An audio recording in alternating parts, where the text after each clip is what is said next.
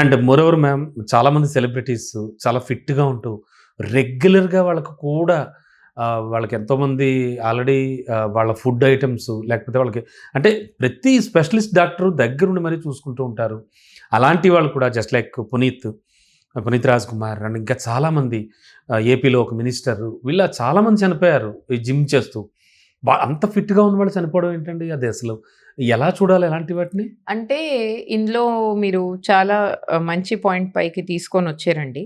ఇప్పుడు ఇలాంటి సందర్భాల్లో మనం చూసింది ముఖ్యంగా మనం చూడాల్సిందేమిటి అంటేను చాలా సార్లు సైక్లిస్ట్ అని కానీ, మ్యారథాన్ రన్నర్స్ అని కానీ వాళ్ళని కూడా మ్యారథాన్ చేస్తూ ఉంటున్నప్పుడు ఇలాగ సైక్లింగ్‌కి వెళ్తున్నప్పుడు సడెన్‌గా కార్డియాక్ అరెస్ట్ అవ్వడం అనేది మీరు చూసుంటారు. లేకపోతే మన కర్ణాటకలో యాక్టర్ గారితో అయింది, పునీత్ రాజ్ కుమార్ గారితోటి. వాళ్ళలో యూజువల్లీ ఎలా ఉంటుందంటేనండి అది చాలా సార్లు గమనించింది ఏంటంటే హార్ట్ రేట్ సడెన్‌గా మనం కొంచెం ఎక్కువ చేయడానికి ప్రయత్నిస్తాము, ఎక్స్ట్రా చేయడానికి ప్రయత్నిస్తాము. అప్పుడు సడన్ గా హార్ట్ రేట్ పెరిగి హార్ట్ మీద స్ట్రెయిన్ అయ్యి సడన్ గా కార్డియాక్ అరెస్ట్ అవ్వచ్చు. సో మేము యూజువలీ చెప్పేది ఏంటంటే ఒకవేళ ఇలాంటి హెవీ ఇంటెన్సిటీ ఎక్సర్సైజ్ కి వెళ్తున్నారు అంటే ఆబ్వియస్లీ ముందు ఒక చెకప్ చేయించుకోవడం ముఖ్యం. అండ్ ఇంకొకటి ఏంటంటే ఆ రోజు పాపం అలా చేయించుకోలేదు. అదొకటి. రెండోది హార్ట్ రేట్ మానిటర్ చేసుకొని మన టార్గెట్ హార్ట్ రేట్ ఎంత ఉండాలి. There is always a safe limit మనకి ఆఫ్ హార్ట్ రేట్. ఈ లెవెల్ నుంచి ఈ లెవెల్ వరకు అది ఏజ్ పరంగా మారుతూ ఉంటుంది. సో మీరు ఒక కార్డియాలజిస్ట్ ని కానీ జనరల్ ఫిజిషియన్ ని కానీ కలిస్తే దానికి ఒక ఫార్ములా ఉంటుంది. ఆ ఫార్ములా పరంగా ఈ హార్ట్ రేట్ మీరు దాటకూడదు. ఒక రెగ్యులర్ ఒక స్మార్ట్ వాచ్ పెట్టుకొని హార్ట్ రేట్ మానిటర్ చేసుకుంటూ సేఫ్ లిమిట్ లో ఎక్సర్సైజ్ చేస్తే ఇబ్బంది ఏం లేదు. ఓవర్ గా వెళ్ళి when you push yourself మన safe limit of heart rate దాటేటప్పుడు మనకి సడన్ గా కార్డియాక్ అరెస్ట్ అవ్వడం, హార్ట్ అటాక్ రావడం ఇలాంటి రిస్క్ అనేది ఎక్కువ ఉంటుంది. సో అంటే ఈ మరణాల వెనక ఖచ్చితంగా అలాంటి ఉండొచ్చు. Definitely ma'am.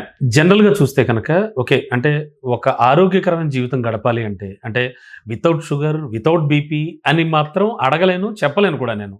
ఎందుకంటే నవ్వే డేస్ మనం తీసుకునేటువంటి పదార్థాలు కానీ అన్నీ కల్తీ వచ్చేస్తున్నాయి. సో ఈ నేపథ్యంలో ఖచ్చితంగా ప్రతి ఒక్కళ్ళు బీపీ షుగర్ లేని వాళ్ళని చూస్తే విచిత్రంగా కనిపిస్తుంది నవ్వే డేస్. Right ma'am? అలా అయిపోయింది పరిస్థితి. సో ఈ నేపథ్యంలో ఒక ఆరోగ్యకరమైన డైట్ పొద్దున్న లేచిన దగ్గర నుంచి రాత్రి వరకు ఎలా తీసుకుంటే బెటరు, ఏ టైప్ ఆఫ్లో ఉంటే బాగుంటుంది అనేది ఖచ్చితంగా మన తెలుగు రాజ్యం హెల్త్ ప్రేక్షకులకు చెప్పాల్సిన అవసరం ఎంతైనా ఉంది. ఎట్లా ఉంటే better ma'am diet? So diet obviously మీరు అన్నట్టుగా is a very big part of a healthy lifestyle. కొన్ని విషయాలు మనం ఖచ్చితంగా గుర్తు పెట్టుకోవాలి ఇన్ జనరల్ గా. సో నేను గైడ్ లైన్స్ చెప్పేటప్పుడు చెప్పేది ఏమిటి అంటేను ప్రాబబ్లీ ఇప్పుడు ఫస్ట్ థింగ్ మనకు అలవాటు అయ్యేది tea or coffee. So in general గా by a rule of thumb 2 కప్పుల ఆఫ్ టీ ఆఫ్ కాఫీ కంటే ఎక్కువ తీసుకోవద్దు at any time through out the day. పొద్దున్న అవ్వచ్చు, సాయంత్రం అవ్వచ్చు, మన 2 కప్పులు టీ 2 కప్పులు కాఫీ కూడా కాదు. 2 కప్పులు టీ 2 కప్పులు కాఫీ కాదండి, సారీ, ఏదో ఒకటి or 1 cup tea 1 cup coffee. So limit our caffeine intake అన్నమాట. అదొకటి. రెండోది ఏమిటి అంటేను more of fibre. So salads అని కానీ, ఫ్రూట్స్ అని కానీ, రా కొంచెం వెజిటబుల్స్ అని కానీ, అది పప్పులో కూడా ఫైబర్ ఉంటుంది.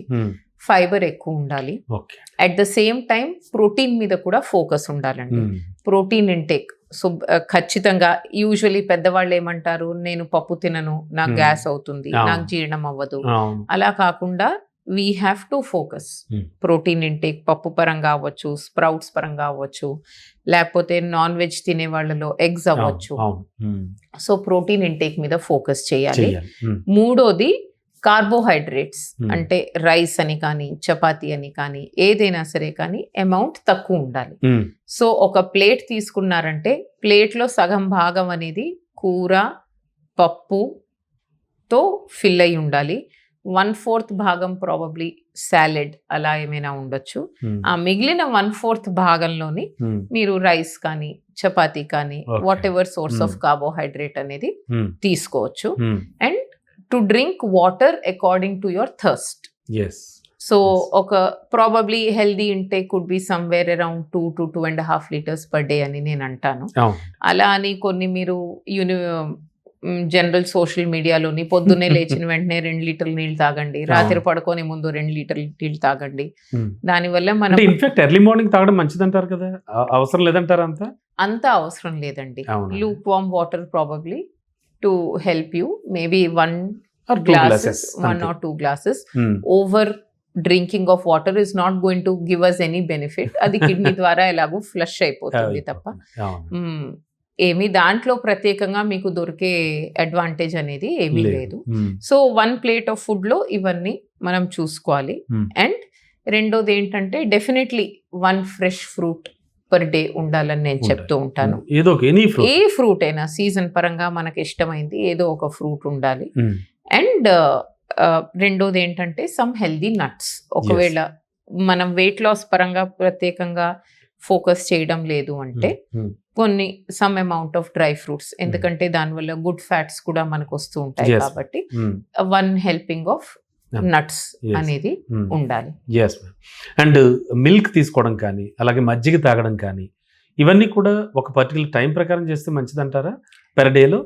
అంటే usually some amount of milk, మజ్జిగ మనకి కాల్షియం ఇంటేక్ కోసము మంచిది.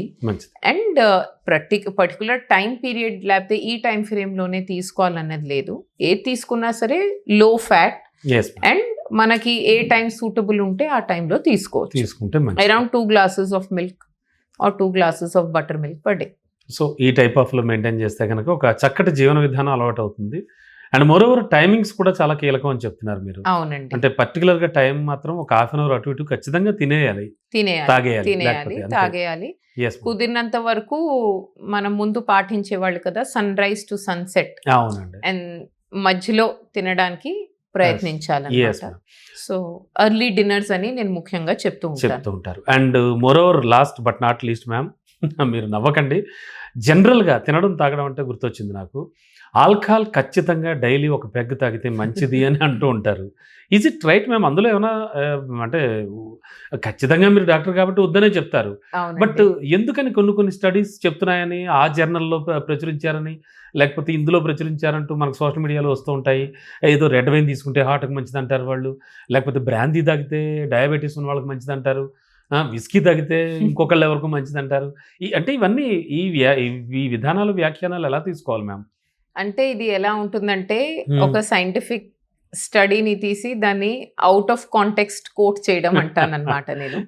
ఇన్ జనరల్ గా మీరు ఇప్పుడు యాక్చువల్లీ WHO గైడ్ లైన్స్ 2023-2024 లో ఆన్ ఆల్కహాల్ ఇంటేక్ చూస్తే what now WHO says is that no amount of alcohol is safe. So ఎలాగా అంటే any amount, be it 1 peg, be it ½ peg, be it 2 pegs, be it 3 pegs. అంటే ఇప్పుడు 60 above వయసు ఉన్న పెద్దవాళ్ళకి ఏదో డైలీ తీసుకుంటే మంచిది అంటారు, అది కరెక్ట్? అలానే any amount of alcohol there is no safe limit అనేది నిరూపించబడింది. గైడ్లైన్స్ ఇచ్చింది కాబట్టి ఖచ్చితంగా చేయకూడదు. బట్ ప్రాబబ్లీ ఏదైనా మీరు అన్నట్టుగా లిమిట్ లోని మేబీ తీసుకోవచ్చు. But usually I don't advocate అండి, I don't advocate any amount of alcohol intake. ఇది ఖచ్చితంగా డేంజర్ హెల్త్. yes ma'am, చాలా చక్కటి విషయాలు చెప్పారు. Thank you so much ma'am. Thank you అండి.